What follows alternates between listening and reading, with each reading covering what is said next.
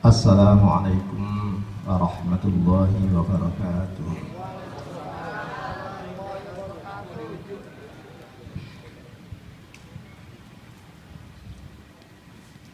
Alhamdulillah wa kafa wa salamun ala ibadihi alladhina istafa amma ba'd. Ulama al-kiram,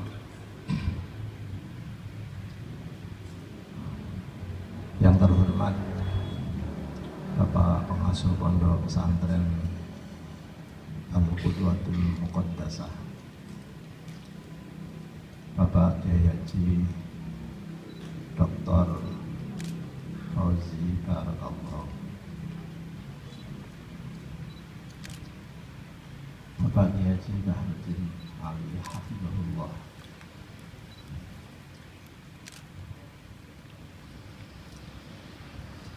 Ibu bapak sekalian, mas-mas, alumni, para ustadz, mudah-mudahan majelis ini dicatat oleh Allah sebagai simbol, isyarat besok kita bisa bareng masuk surga Allah Subhanahu wa ta'ala.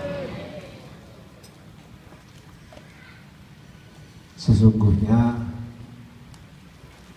dalam acara haul yang tadi ada khataman 25 majelis, saya berani memberi garansi bahwa khataman 25 tadi itu murni lillahi ta'ala. Kira-kira beda dengan khataman 300.000 Nusantara mengaji. Kira-kira tapi yang membaca kawan-kawan yang hafid, kawan-kawan yang dengan niat baik, tidak ada yang lain kecuali mengharap nur cahaya Al-Quran. Dan Al-Quran itu multifungsi, dipakai khataman Nusantara mengaji ya bisa, dipakai haul ya bisa, apalagi menjelang pilihan gubernur DKI ya bisa. Hah? Iya. Orang menikah bisa, orang sunatan lahir bisa, orang mau mati bisa, orang sudah mati bisa. Sehebat-hebat apapun seorang penyanyi, tidak mungkin bisa memanfaatkan prestasi nyanyinya itu untuk acara menjelang nazak nyawa dicabut. Tidak mungkin. Kakeknya sudah mau sekarat, nggak mungkin si penyanyi begitu.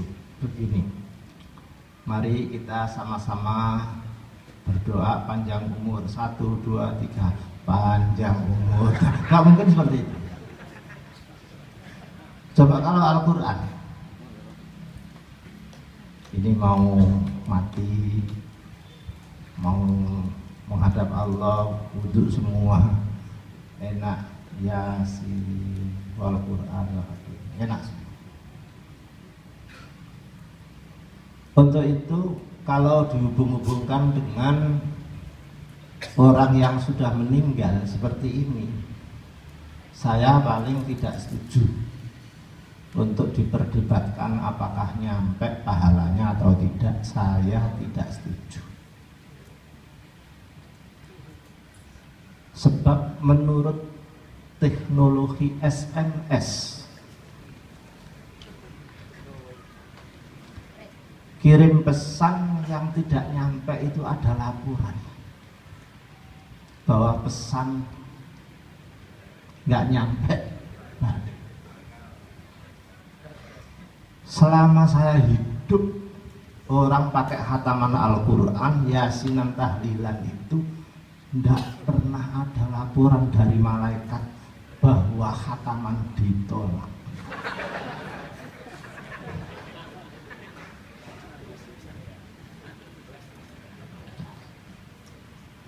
Jadi saya husnudzon saja.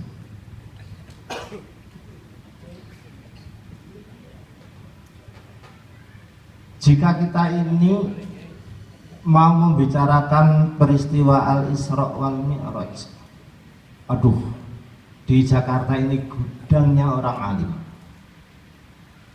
Saya ingin membicarakan yang kemarin ketepatan saja. Tanggal 5 Mei itu kenaikan Yesus. Insya Allah sih, ya kan? Menurut mereka, menurut Ahok dan kawan-kawan. Ya kan iya kan? Loh, iya. Kok nggak percaya? Sedangkan tanggal 6 itu peristiwa Al-Isra wal Mi'raj. Ini menurut Kiai Fauzi. Kiai Fauzi. Sama-sama naik ke langit. Apa bedanya? Nah, ini enak ini ngomong nggak ilmiah sudah. Kenaikan Yesus ke langit itu lebih karena keadaan evakuasi, tindakan penyelamatan Tuhan. Andai Yesus tidak ditarik, diselamatkan ke atas, menurut Akalia pasti mati karena sudah digerebek oleh Yahudi jahat dan saudaranya, familinya Nabi Yahya sebelumnya sudah dibunuh. Untuk itu dalam pengangkatan ke langit itu harus dimatikan dulu. Kata Al-Quran, inni mutawafik, saya matikan dulu, warafi'uka ilayya, diangkat. Jadi Yesus terbang ke langit itu diselamatkan oleh Tuhan seperti ambulan membawa mayit. Enggak percaya itu.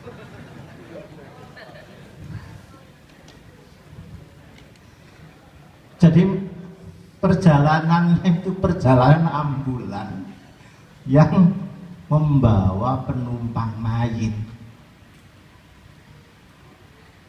Dan tidak kembali lagi kan.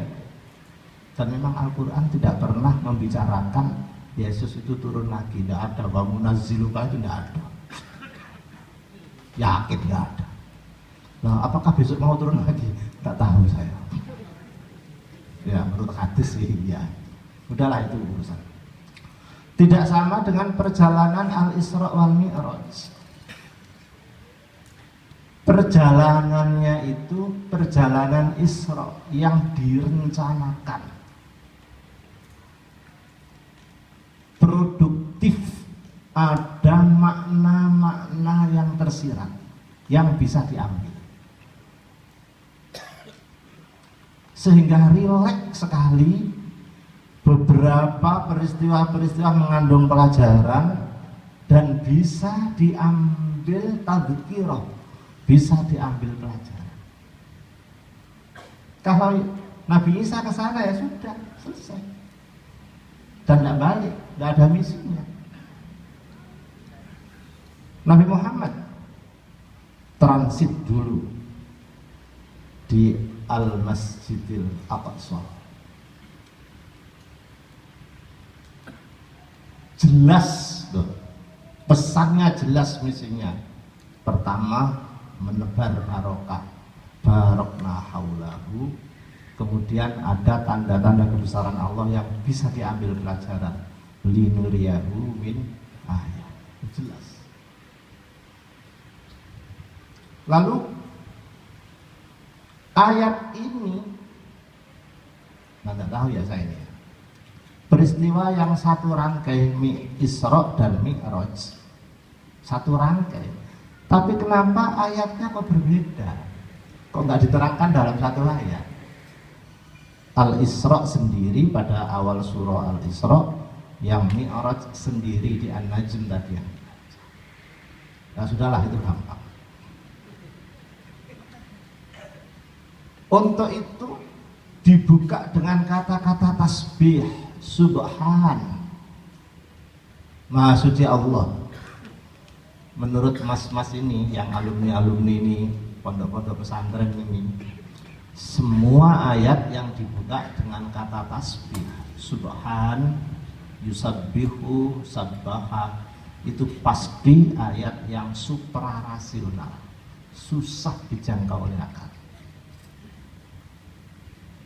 Mana mungkin orang Arab bisa berpikir kecepatan ke Sidratil Muntaha balik lagi kurang dari semalam. Kecepatan apa yang dipakai? Menembus langit 7 ke Sidratil Muntaha balik lagi. Menurut temuan teleskop Hubble milik Badan Antariksa Amerika Serikat atau NASA, dulu teleskop Hubble ini menemukan gugusan bintang yang terjauh. Jaraknya dengan bumi itu diperkirakan 35 juta tahun cahaya.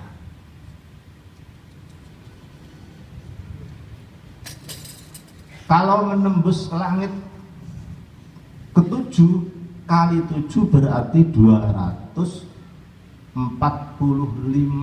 juta tahun cahaya. Perjalanan seperti cahaya lamanya 245 juta tahun. Balik lagi turun kan? Kali 2 berarti 490 juta tahun cahaya. Andai saja Rasulullah Shallallahu Alaihi Wasallam itu terbang ke Sidratil Muntaha menggunakan kecepatan cahaya, dibutuhkan waktu 490 juta tahun cahaya. Andai itu yang dipakai sampai sekarang, sampai dunia ini kiamat, Nabi belum balik lagi. Kelamaan kalau kecepatan cahaya. Lalu pakai kecepatan apa? Jawabannya kecepatan subhanalladzi asra, sudah lintas dari hukum ruang dan waktu. Mohon maaf, guru fisika tidak dipakai di sini.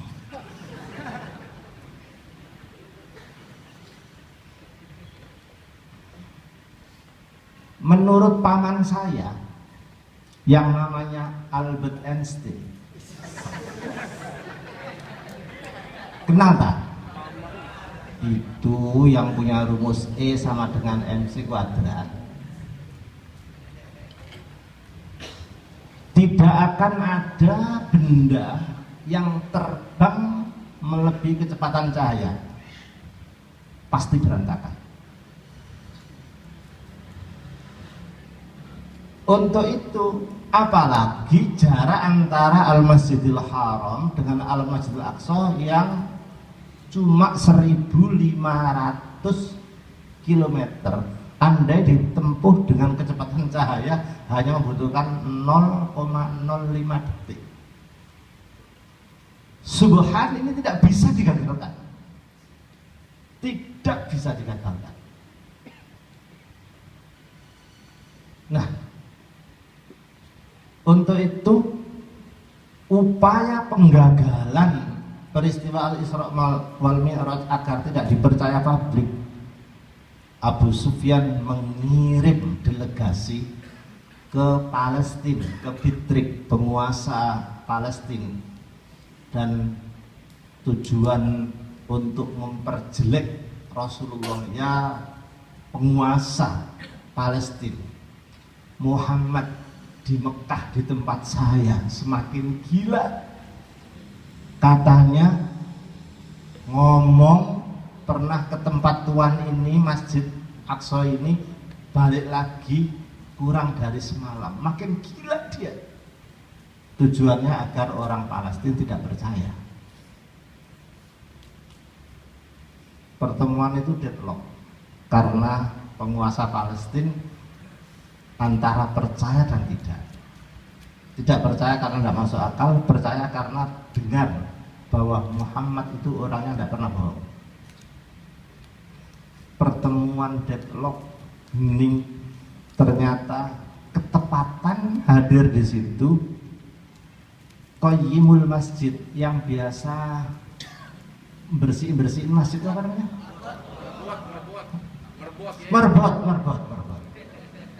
Merbot itu nggak diundang, ketepatan ada, angkat tangan, Tuan tolong izinkan saya menyampaikan apa yang saya lihat malam itu. Oh iya, silakan. Seperti biasa, kira-kira selesai waktu Isya, semua pintu Al-Masjidil Aqsa saya kunci demi keamanan. Malam itu satu pintu yang bagian depan saya kunci nggak bisa, satu nggak bisa. Saya putuskan bahwa ini rusak, besok akan saya panggilkan tukang servis. Tapi karena saya tanggung jawab menjaga keamanan masjid, saya tidur di samping pintu itu menjaga. Ternyata malam itu ada dua laki-laki datang secara misterius. Kendaraannya pun misterius, saya tidak tahu mereknya, apakah Jaguar atau Hammer atau apa, tidak tahu. Pokoknya mereknya tidak tahu apa itu. Diparkir di bawah pohon kurma itu, dua laki-laki ini masuk, ternyata lewat pintu yang rusak tadi, yang nggak bisa saya kunci. Sholat 2 rakaat, satu jadi imam, satu makmum, terus balik lagi, pergi. Saya agak ketakutan, dengan tergopoh-gopoh pintu itu saya coba saya kunci lagi, dan bisa. Tidak bisa digagalkan. Kalau sudah subhanah, tidak bisa. Apakah tasbih itu betul terjadi? Katanya semua makhluk itu bertasbih kepada Allah, pohon-pohonan pun bertasbih. Iya, ayatnya begitu. Dulu tidak pernah ada orang yang merasa, yang mempercayai kalau tumbuh-tumbuhan, pohon-pohon ini bertasbih. Tapi sekarang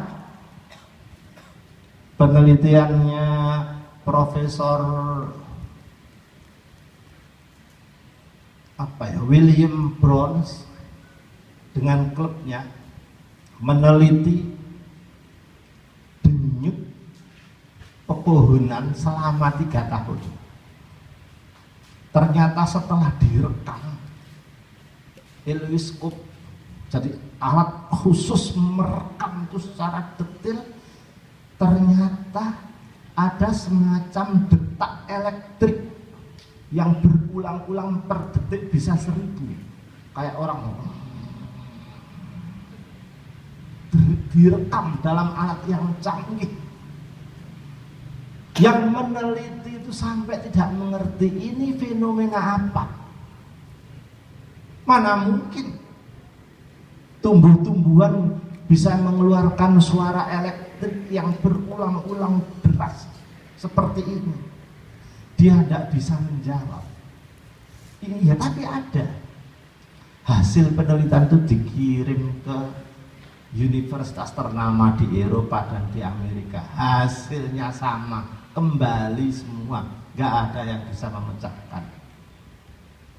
Ternyata Profesor William Brown ini menghadiri halakoh sarjana-sarjana Islam termasuk dari India, ikut usul di Bahsul Masail, kira-kira begitu. Saya meneliti begini-begini bagaimana?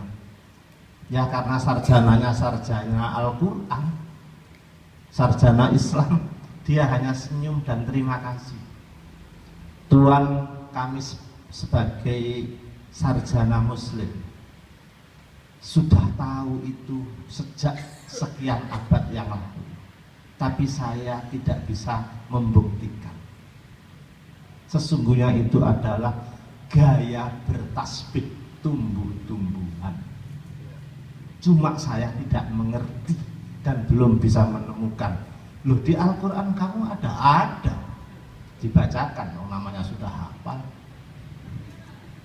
Wa in min syai'in illa yusabbihu bihamdi walakin la tafqahuna tasbihahu. Awalnya malah tusabbihus samawati sab'u wal ardu wa man fiha. Itulah tumbuh-tumbuhan seluruhnya bertasbih. Hanya saja kita tidak mengerti bagaimana dia bertasbih. Ya sudah. Indah kok mengkaji peristiwa Al-Isra wal Mi'raj, indah sekali. Yang kira-kira belum dibahas ini kira-kira apa bedanya, apa visinya sampai Nabi Muhammad itu Mi'raj ke sana. Mohon maaf loh, saya tidak ngeritik agama lain ya. Insya Allah ada tujuan khusus dari Tuhan, dari Allah, seolah-olah memanggil Nabi Muhammad ke sana untuk melihat sendiri. Nih lihatkan, Isa Yesus di langit itu ngapain? Memangnya duduk di singgasana Tuhan sebagai anak laki-lakinya atau biasa saja? Seolah-olah Nabi Muhammad disuruh melihat sendiri biar mereka tidak salah persepsi terhadap Yesus yang dituhankan. Lihat sendiri, di sana nggak ada apa-apanya. Kumpul dengan teman nabi-nabi yang lain, bukan sebagai anak Tuhan. Saya sendiri sudah tahu, saya buktikan ke sana kok nggak gitu kok gitu. Kayaknya gitu kayak peristiwa ini. Malahan oleh Al-Quran Nabi disuruh jawab mereka, andai Tuhan itu punya anak, maka saya lah yang pertama kali menyembah. Qul in kana lirrahmani walad fa ana awwalul untung. Nabi itu Isra Mi'rajnya ke Sidratil Muntaha. Andai ke bulan, dihina oleh para astronot. Kalau usah Nabi kamu, saya sering main-main bulan balik lagi gitu. Untuk ternyata situsnya sudah tidak terjangkau, satelit apapun nggak terjangkau. Tapi ngomong-ngomong ya, andai Yesus itu Tuhan, andai ini saya sendiri, lalu umat manusia yang sudah hidup lebih dahulu jutaan tahun, ribuan tahun itu bertuhan siapa? Mana ada Tuhan lahir belakangan setelah peradaban umat manusia berjalan ribuan tahun. Aduh, historis.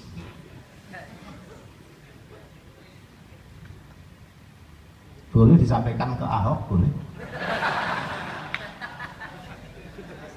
Boleh.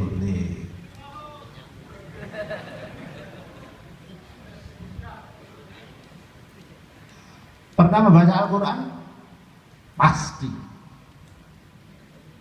ada ada surat Al-Fatihah, ada surah Al-Baqarah, setelah Al-Baqarah Ali Imran. Apa artinya?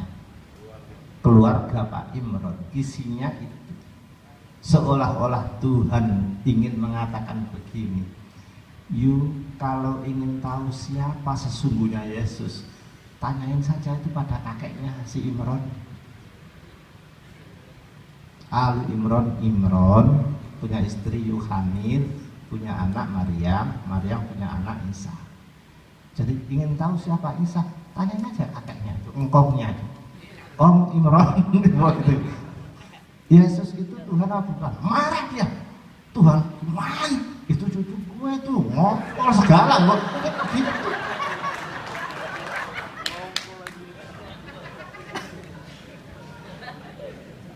Nah itu kalau Tuhan, masa saya mau nyembah cucu gitu. Hebatnya Al-Quran, cukup diberi nama surah Ali Imran. Saya tidak membicarakan isinya, falsafah nama suratnya aja sudah hebat.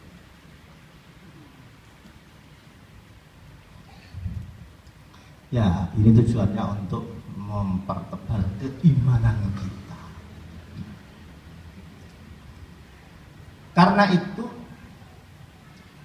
di dalam ayat pertama surah Al-Isra ini, meskipun Allah Subhanahu wa ta'ala sudah mendemonstrasikan kemahakuasaannya, kedikdayaannya,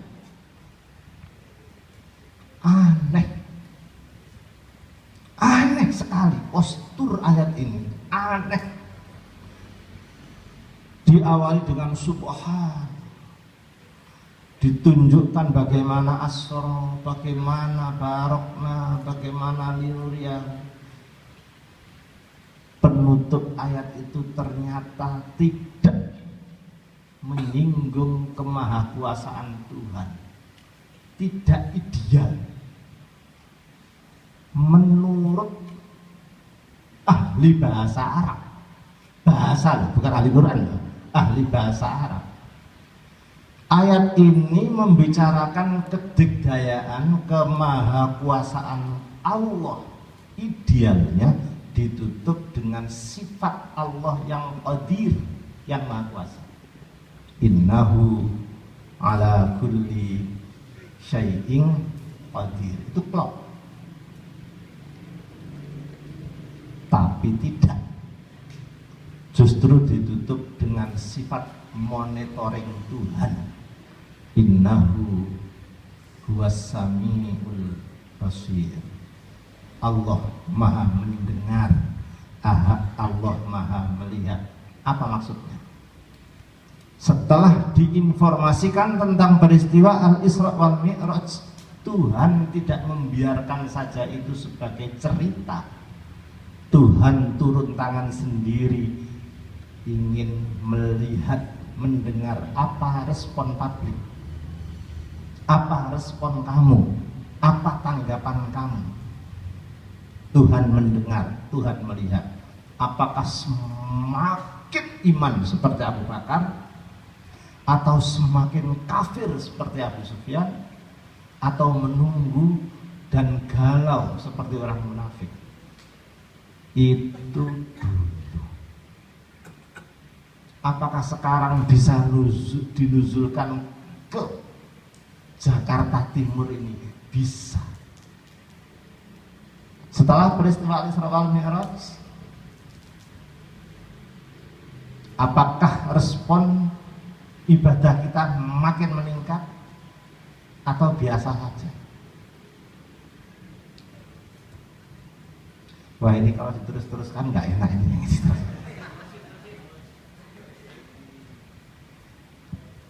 Ya kira-kira itulah. Ya sudah. Ini kan tadi dapat pahala kan, sholawatan begini-begini kan. Saya tunggu besok. Sama subuh apa enggak?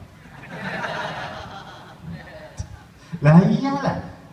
Ini ingat, innahu huwas samiul basir.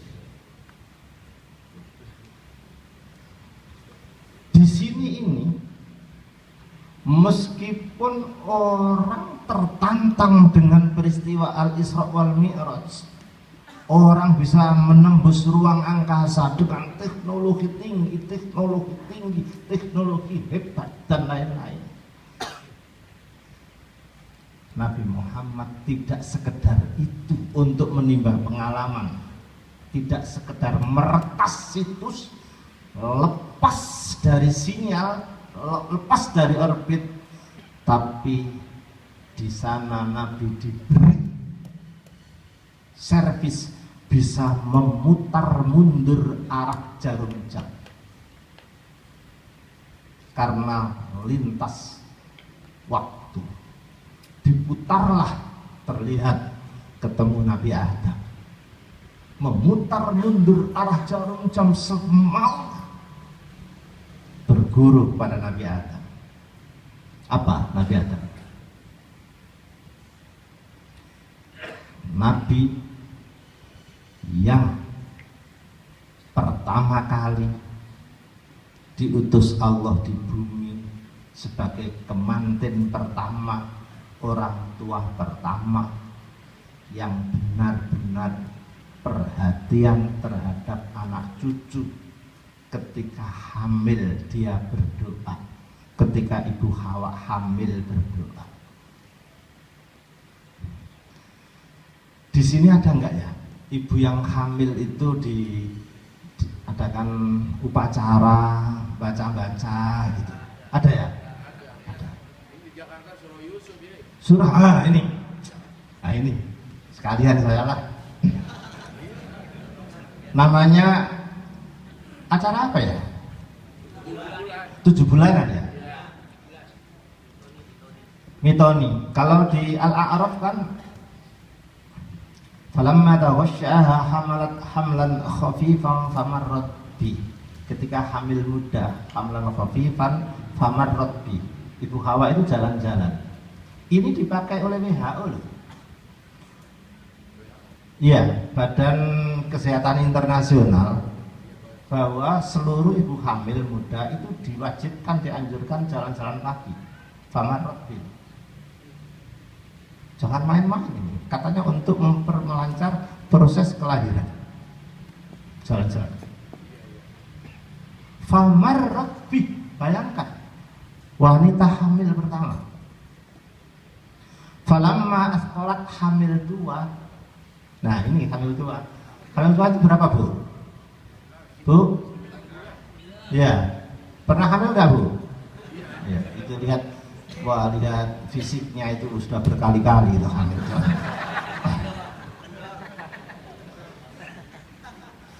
Falamma asqalat da'awallaha rabbahuma.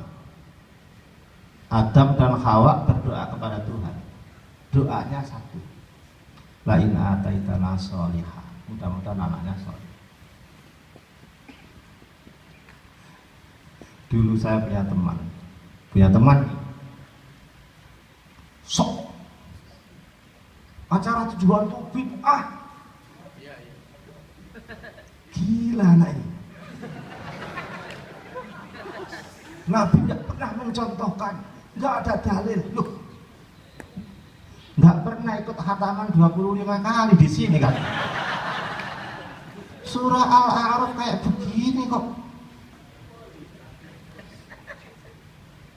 Nggak pernah. Maaf ya, saya pernah dibantah. Iya, tapi kan Nabi Adam tidak pernah undang-undang orang. Ada makanan apa itu namanya? Rujak, ya. Kayak rujak, kayak apa lagi gitu ya. Cendol dan lain-lain barangkali. Ya saya jawab, bagaimana Nabi Adam, Ibu Hawa ngundang orang, nyediain makanan, wong sedunia itu isinya cuma 2. Memangnya demit, untuk anak yang diundang. Ada aja kamu.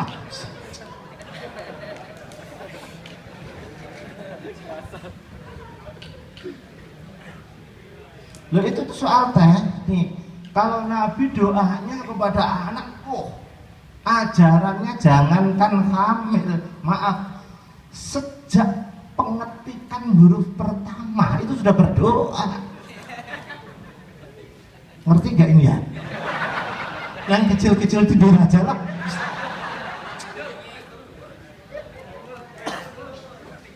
Ini lihat, menyentuh di kipet huruf pertama itu sudah Bismillahirrahmanirrahim.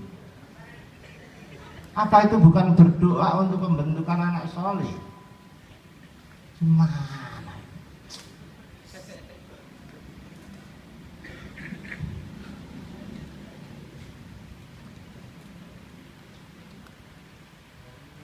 Maaf, Adam Hawa berdoa. Yang lahir siapa? Anaknya yang lahir siapa? Yang pertama? Qabil. Qabil itu buruk apa? Soleh apa brengsek? Mau ngomong, Nabi Adam doanya enggak kabul kan Pak? Gini, ya cuma satu itu saja. Jadi menunjukkan bahwa manusia itu tetap sehebat manusia ada kurangnya, sekurang manusia pun ada kelebihannya. Tapi Nabi Adam kelebihannya sangat banyak. Ya ada satu itu aja. Itu sudah didoain masih keluar satu yang brengsek, apalagi nggak didoain. Nah gitulah.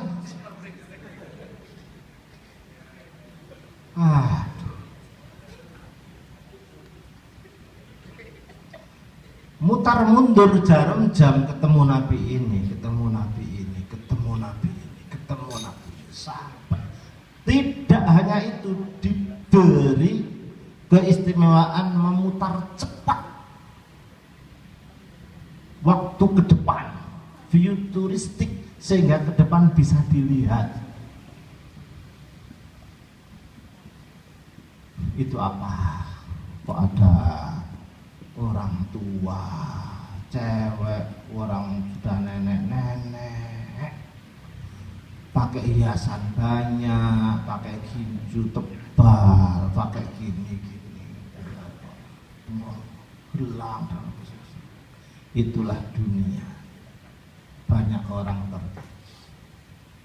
Seterusnya saya tidak membicarakan ini, tapi begitu. Nabi inilah nabi yang paling bisa berdialog dengan Tuhan. Nabi yang dialog lintas, tidak sekedar di dunia, sampai di forum langit, sampai di Sidratul Muntaha dia bisa berbicara. Nabi satu ini, Nabi kita, Nabiullah Muhammad sallallahu alaihi wasallam.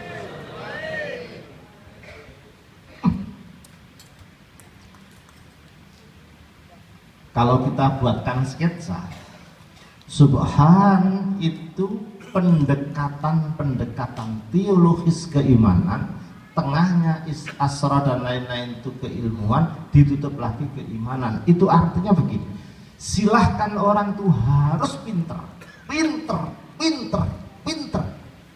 Iya, tapi harus di backup oleh keimanan dan keimanan.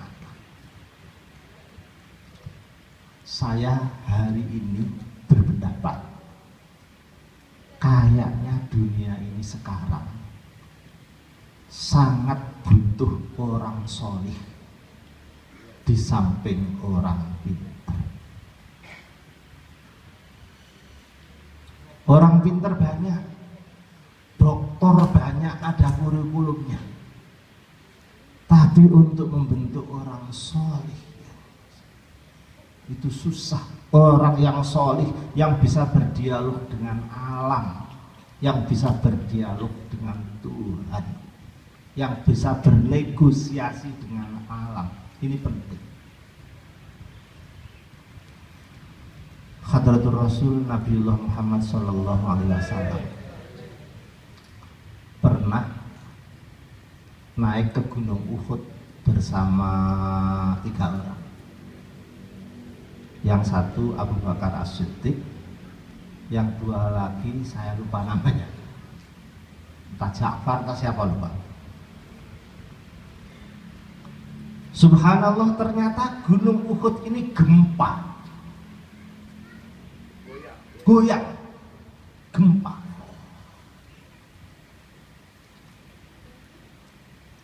Gunung Uhud gempa, apa jawab Nabi?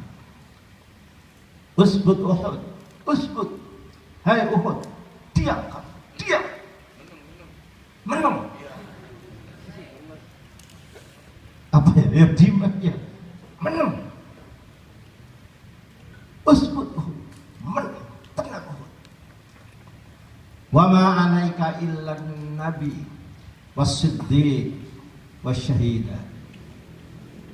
Kamu sadar enggak Uhud? Gunung Uhud dimarahi. Sadar enggak? Di atasmu ini ada Nabi, ada As-Siddiq Abu Bakar, dan ada orang lagi yang akan mati syahid. Diramal mati syahid, mati betul dia. Itu artinya Nabi menjadikan orang bagus, orang soleh itu sebagai jaminan. Ada satu guaranteed statement di sini, garansi, dan diam betul.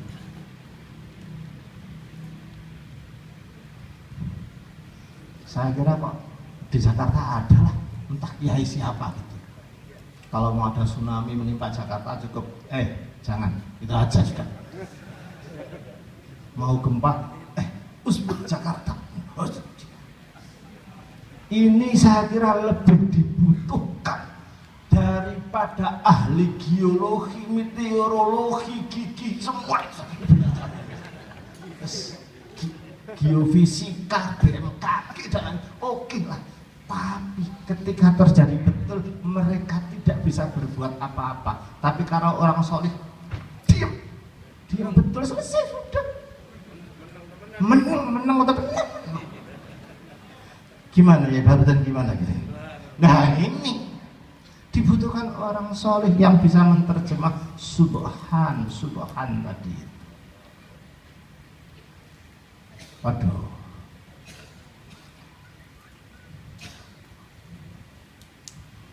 Tidak baik kita memperpanjang ceramah, itu tidak baik. Ya, karena pertama saya sendiri nggak bisa. Saya punya materi andalan yang sering saya sampaikan dan tidak bosan-bosan. Saya ingin menitipkan begini. Di dalam Al-Quran itu ada beda antara orang solih dan orang muslim. Soleh sudah cukup lah, tapi ada lagi yang lebih hebat, yaitu muslim. Bedanya, solih itu orang bagus, kebagusannya, kebaikannya itu untuk diri sendiri. Plus, tapi kalau muslim, kebagusannya, kebaikannya untuk diri sendiri dan ditebar ke orang. Beda kedua, orang solih itu biasanya disukai orang, disenangi orang, perilakunya bagus dan tidak pernah mempengaruhi orang lain. Temannya berjudi, ya dilewati aja. Temannya berjoget, dilewati aja. Mau jamaah aja. Pokoknya ngeluyur ke surga sendirian lah. Disenangi orang. Tapi kalau musyrik biasanya dibenci orang karena sering mengganggu kepentingan nafsu orang. Contoh Hadratur Rasul Nabi Muhammad Sallallahu Alaihi Wasallam. Balik lagi contoh ini, Isra lagi. Sebelum Nabi Muhammad itu diutus, sejak kecil itu soleh, semua orang cinta padanya, semua cinta. Abu Lahab pun cinta. Gelarnya Al-Amin, semua sepakat gelar itu. Begitu beliau sudah diutus menjadi nabi dan berdakwah, mengajak kebaikan, mencegah kemungkaran, yang seneng-seneng tadi itu berbalik membenci karena dia muslim. Maaf ini. Tuhan itu menyiksa suatu kaum, tidak jadi. Mau menyiksa sebuah komunitas nggak jadi karena ada muslim. Wa ahluha muslim. Jadi Allah tidak akan yuhlikal qura bidzulmin, tidak mungkin menyiksa sebuah perkampungan kalau di situ wa ahluha muslim. Ada yang masih berdakwah tutur-tutur mengajak kebaikan. Siapapun tahu kalau hari ini itu hari darurat pemerkosaan, pelecehan. Tapi mohon maaf, artis-artis yang goyang erotis, yang buka-bukaan seluruhnya itu ndak akan mau dituduh, dianggap sebagai penyebab. Padahal pengakuan mereka, kenapa kamu begitu? Saya habis nonton dangdutan, saya habis di Jawa Timur terang-terangan, saya kemarin nonton Inul bergoyang ngebor, lalu saya praktekkan ngebor anak tetangga sendiri. Itu terang-terangan. Ya jangan itu saja. Ini yang penyebabnya ini. Untuk itu saya mohon maaf itu. Banyaknya kemaksiatan bukan karena banyak orang yang melakukan maksiat, tapi banyaknya kiai ustadz yang diam.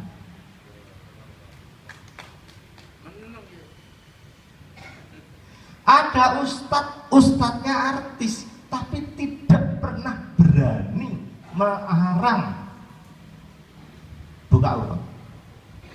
Ada ustadz yang mendampingi artis umroh mesti disenangi karena yang ditawarkan itu kesalehan, bukan kemuslihan. Boleh dilarang saja, jangan goyang erotis, jangan buka aurat, jangan. Tidak akan berani dia. Paling-paling ngajak umroh. Kalau melarang itu tidak mau. Untuk memusrik nggak mau, paling mau soleh saja. Kalau ditanya kok begitu, tak ustaz, wah kita ini butuh waktu. Iya sampai mati butuh waktu terus. Butuh waktu sukses itu sama resikonya dengan butuh waktu gagal. Wa ahluha musyrikun, penting. Nah ini semua ini bisa kok musyrik semua. Bisa. Tolong jangan. Tolong. Itu bisa. Udah, yang terakhir. Siapapun tahu bahwa Hadratur Rasul Nabiullah Muhammad SAW itu betul-betul orang yang mulia, tak tertandingi. Harapannya kita ini mudah-mudahan bisa mencontoh, menteladani beliau, setidak-tidaknya kesolehan, kebaikan beliau itu kita warisi, kita bisa tularkan ke anak-anak kita yang manusia yang pasti mati, calon mayit itu calon yang pasti jadi, tak perlu kampanye pun jadi. Gak usah kampanye, gak usah pasang baliho, pasti jadi. Begitu sudah mati, tutup semua amal, tutup kecuali yang 3, yang sedekah masih jalan, ilmu manfaat jalan, anak soleh. Saya mau ngambil anak soleh aja, mumpung ini masih ada ibu-ibu. Maaf bapak-bapak, ibu-ibu ya. Sebrengsek apapun orang tua, sebrengsek, setidak soleh apapun seorang tua, udahlah, tidak solehnya kuadrat, pasti menginginkan, tetap menginginkan anaknya menjadi soleh.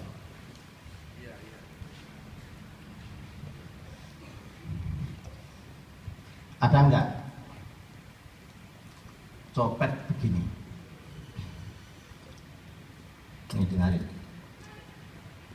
Nih, bapakmu dulu ini raja copet internasional.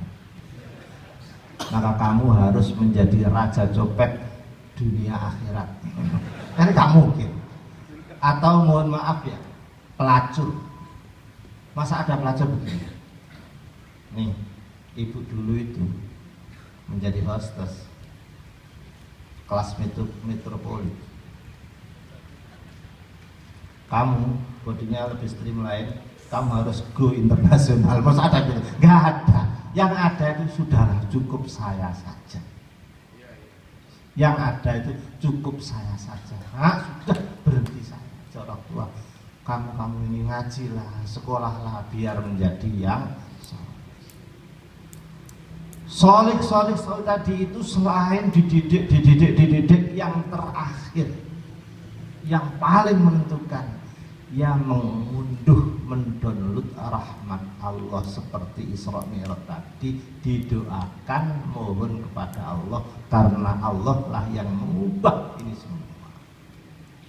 Nah sekarang urusan spiritual. Menurut ahli hikmah, mendoakan anak agar solih itu ternyata tidak sama dengan doa istighosah kubro, tidak sama dengan doa pengajian umum. Mendoakan anak solih itu khusus, eksklusif, kalau bisa setiap satu anak didoakan dengan doa khusus. Satu anak doa khusus, satu anak doa khusus. Kalau kita itu yakin betul bahwa Al-Fatihah itu sakti untuk mendoakan anak, setiap anak, satu anak dibacain Al-Fatihah satu atau lebih, satu. Sebut namanya. Jangan menghina masalah doa.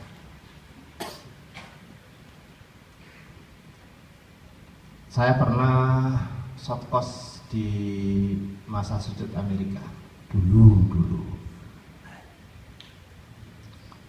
Ya biar agak beda dengan Pak Kiai Fauzilah.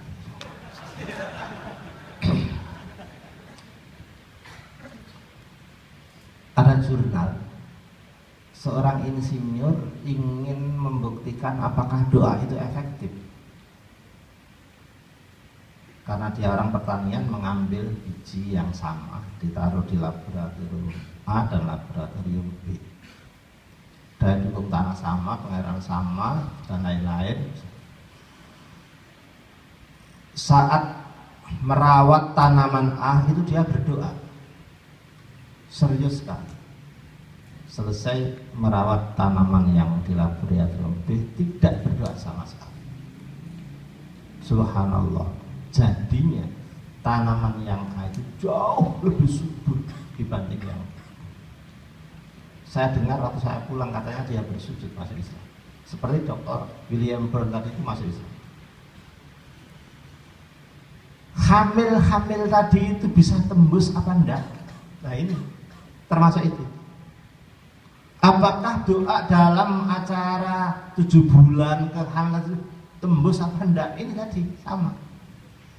Tahun 75 sarjana Perancis melakukan penelitian itu, mengambil sampling 20 ibu hamil. Jadi ini ada yang hamil enggak ini? Yang dikumpulin 20 orang, kemudian dikasih identitas sendiri-sendiri dengan kurikulum sendiri-sendiri. Yang saya ingat, seorang ibu itu dikasih materi conversation bahasa Inggris, ada speaking, ada nyanyian, ada pokoknya serba Inggris, ditempel di sini. Diperdengarkan terus dengan bahasa Inggris. Begitu lahir, dicatat, masuk TK, masuk elementary school atau SD, subhanallah, Anak yang dulu waktu hamil sering diperdengarkan bahasa Inggris, nilai pelajaran bahasa Inggrisnya 10% lebih tinggi dibanding semua rata-rata anak satu kelas. Sarjana ini terheran-heran, padahal dia semula sarjana ini mencibir karena pernah ke Indonesia, mencibir orang yang melakukan acara hamil tadi. Dia diteliti ternyata betul. Nah, untuk itu kira-kira prakteknya begini. Tolong disebarkan ke keluarga, tetangga. Kalau ibu keluarganya ada yang hamil, tolong jangan sering-sering nonton jogetan di televisi.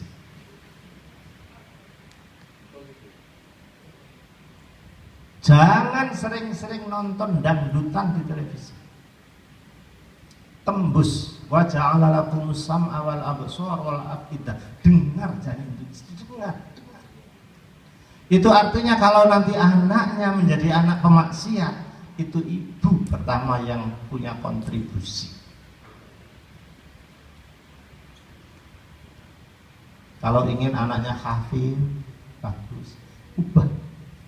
Sejak awal diperdengarkan Al-Quran, insya Allah jadi.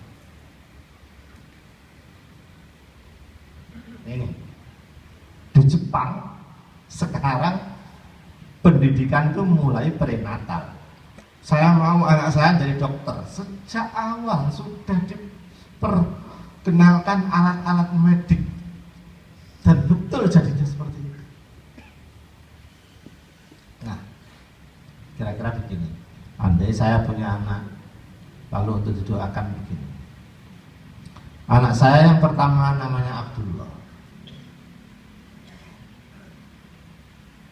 Ya, kalau masih kecil tidur, sebut namanya Abdullah Al-Fatihah. Bismillahirrahmanirrahim. Alhamdulillahirabbil alamin. Nah ini, ketika kita membaca iyyaka na'budu wa iyyaka nasta'in, itu ingat Allah maunya apa? Maunya apa? Anak saya namanya Abdullah ini anak yang ganteng, aktif sholat, rajin sekolah, tapi sayang otaknya ini kurang cerdas. Nilainya itu 6, 5, 7, 6. Tapi kalau pergi sekolah lebih pagi dibanding penjaga sekolah. Ada nggak ya anak yang rajin tapi agak bodoh? Ada nggak ya? Saat anak seperti itu, kita waktu membaca iyyaka na'budu wa iyyaka nasta'in. Nasta'in, minta apa? Apanya tidak disebut, maf'ul bihnya dibuang. Seolah-olah Tuhan itu ketika iyyaka na'budu wa iyyaka nasta'in memberikan kita ini formulir kosong, cek kosong. You isi sendiri maunya apa? Cerdas. Yang dibutuhkan apa? Cerdas. Cerdas, cerdas. Ya Allah, cerdas. Setelah selesai, lanjutkan sampai waladhdallin, amin. Kemudian ditiupkan ke dadanya atau ke wajahnya. Menurut para kiai dulu, untuk mencerdaskan anak, selain dibacain Al-Fatihah, dibacakan surah Al-Insyirah. Alam nasyrah laka sadrak. Dadanya menjadi lapang, terbuka, pikirannya terbuka. Ujung surah itu inna ma'al usri yusra. Seterusnya yang sulit menjadi gampang. Kiai dulu begitu, tidak dimarahi, tidak apa. Orang tuanya mendukung doa. Begitu pula nanti kalau ingin anaknya itu solihah sama. Ada nggak di sini cewek yang gede, ceweknya sudah gede, anak saya mau cewek ya gede, pinter-pinter lah, tapi tidak tahu diri. Masa gadis usia 18 tahun masih sering pakai kaos adiknya yang masih umur 10 tahun? Ada nggak ya? Ada. Kalau dibuat ruku kelihatan apa nih? Kalau iktidal, itu namanya. Nah ini, udle cinta Laura al-Fatihah. Nah, kan gitu.